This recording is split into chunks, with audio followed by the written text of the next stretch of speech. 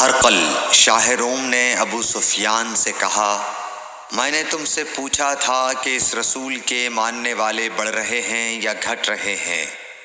تو نے جواب میں بتلایا کہ وہ بڑھ رہے ہیں۔ ٹھیک ہے، ایمان کا یہی حال رہتا ہے یہاں تک کہ وہ پورا ہو جائے۔ اور میں نے تجھ سے پوچھا تھا کہ کوئی اس کے دین میں آ کر پھر اس کو برا جان کر پھر جاتا ہے؟ تو نے کہا نہیں۔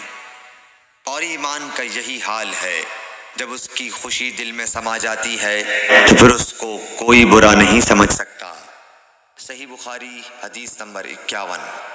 حضور اکرم صلی اللہ علیہ وسلم فرماتے تھے، حلال کھلا ہوا ہے اور حرام بھی کھلا ہوا ہے، اور ان دونوں کے درمیان بعض چیزیں شبہ کی ہیں جن کو بہت لوگ نہیں جانتے کہ حلال ہیں یا حرام۔ پھر جو کوئی شبہ کی چیزوں سے بھی بچ گیا اس نے اپنے دین اور عزت کو بچا لیا، اور جو کوئی ان شبہ کی چیزوں میں پڑ گیا اس کی مثال اس چرواہے کی ہے جو شاہی محفوظ چراگاہ کے آس پاس اپنے جانوروں کو چرائے۔ وہ قریب ہے کہ کبھی اس چراگاہ کے اندر گھس جائے اور شاہی مجرم قرار پائے۔ سن لو، ہر بادشاہ کی ایک چراگاہ ہوتی ہے، اللہ کی چراگاہ اس کی زمین پر حرام چیزیں ہیں، پس ان سے بچو۔ اور سن لو، بدن میں ایک گوشت کا ٹکڑا ہے، جب وہ درست ہوگا سارا بدن درست ہوگا، اور جہاں بگڑا سارا بدن بگڑ گیا۔ سن لو، وہ ٹکڑا آدمی کا دل ہے۔ صحیح بخاری حدیث نمبر 52۔ عبد القیس کا وفد جب حضرت صلی اللہ علیہ وسلم کے پاس آیا تو آپ نے پوچھا کہ یہ کون سی قوم کے لوگ ہیں یا یہ وفد کہاں کا ہے؟ انہوں نے کہا کہ ربیعہ خاندان کے لوگ ہیں۔ آپ صلی اللہ علیہ وسلم نے فرمایا، مرحبا اس قوم کو یا اس وفد کو، نہ ذلیل ہونے والے نہ شرمندہ ہونے والے، یعنی ان کا آنا بہت خوب ہے۔ وہ کہنے لگے، اے اللہ کے رسول صلی اللہ علیہ وسلم، ہم آپ کی خدمت میں صرف ان حرمت والے مہینوں میں آ سکتے ہیں، کیونکہ ہمارے اور آپ کے درمیان مضر کے کافروں کا قبیلہ آباد ہے۔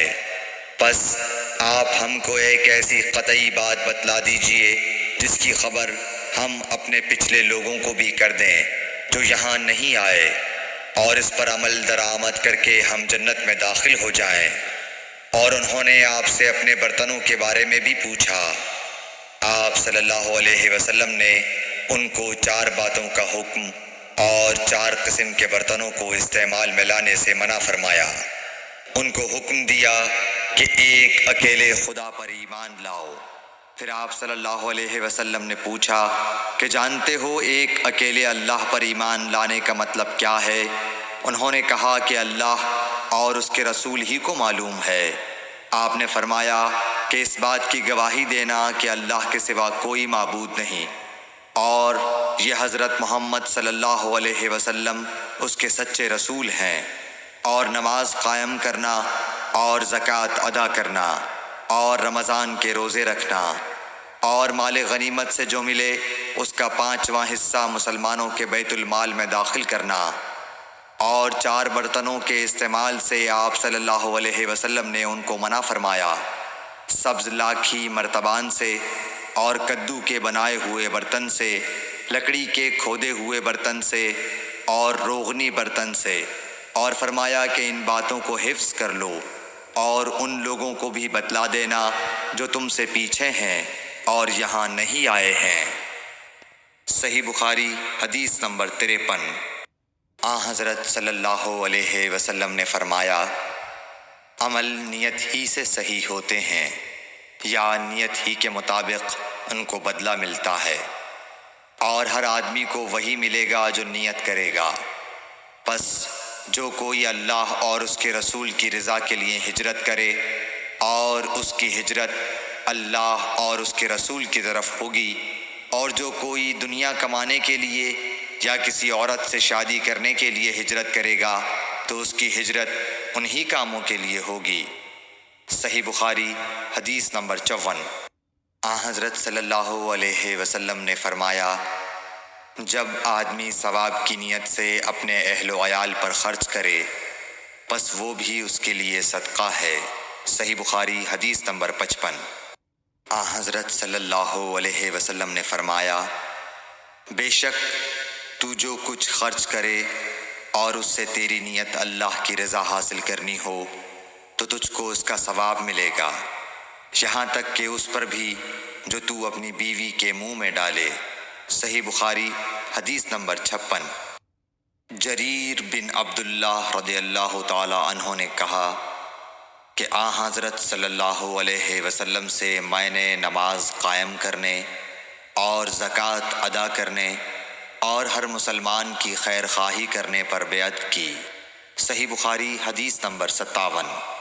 جس دن مغیرہ بن شعبہ حاکم کوفہ کا انتقال ہوا تو جریر بن عبداللہ رضی اللہ تعالی عنہ خطبے کے لیے کھڑے ہوئے اور اللہ کی تعریف اور خوبی بیان کی اور کہا، تم کو اکیلے اللہ کا ڈر رکھنا چاہیے، اس کا کوئی شریک نہیں، اور تحمل اور اطمینان سے رہنا چاہیے اس وقت تک کہ کوئی دوسرا حاکم تمہارے اوپر آئے، اور وہ ابھی آنے والا ہے۔ پھر فرمایا کہ اپنے مرنے والے حاکم کے لیے دعائے مغفرت کرو، کیونکہ وہ مغیرہ بھی معافی کو پسند کرتا تھا۔ پھر کہا کہ اس کے بعد تم کو معلوم ہونا چاہیے کہ میں ایک دفعہ حضرت صلی اللہ علیہ وسلم کے پاس آیا اور میں نے عرض کیا کہ میں آپ سے اسلام پر بیعت کرتا ہوں۔